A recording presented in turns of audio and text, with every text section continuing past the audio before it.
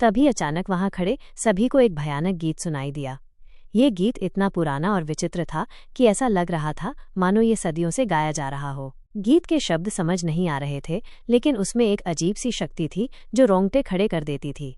सभी सैनिकों ने आसपास नजर घुमाई, लेकिन उन्हें कोई भी दिखाई नहीं दिया। तभी सैम ने धीरे से बोला, वो सामने से कौन आ रही है?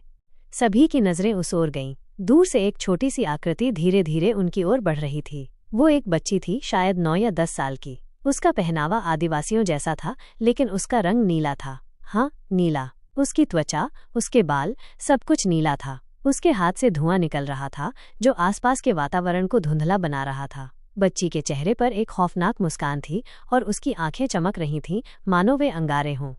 सैनिकों ने हिम्मत करके सभी बंदूकों का निशाना उस डायन की ओर किया। ठीक उसी क्षण एक अजीब सी हवा चली और सारे सैनिक एक एक करके बेहोश होते चले गए। ये देखकर सैम और कैप्टन दहशत में आ गए। क्या हुआ?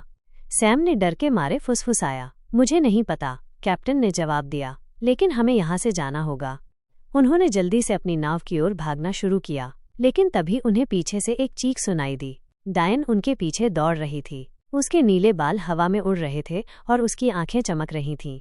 उसका शरीर एक छोटी बच्ची का था, लेकिन उसकी आंखें इतनी बड़ी और चमकदार थीं कि वे सैम को घूर रही थीं। उनके बीच दूरी काफी ज्यादा थी। सैम को लगा कि वो यहाँ से बच जाएंगे, लेकिन जब जब सैम पीछे मुड़कर उस डायन को अपनी ओर दौड़ते देखता तो वो डायन हर बार काफी आगे आ जाती थी। ये मानो वो हवा में उड़ रही हो। सैम की नज़र में ये नामुमकिन था कि कोई इतनी जल्दी इतना आगे कैसे आ सकता है। कैप्टन और सैम भागते भागते अपनी नाव के पास पहुंचे, लेकिन वहां वो डायन पहले से उनका इंतजार कर रही थी। उसकी हंसी इतनी भयानक थी कि सैम के रोंगटे खड़े हो गए। वे दोनों कुछ बोल पाते इससे पहले वे बेहोश हो गए।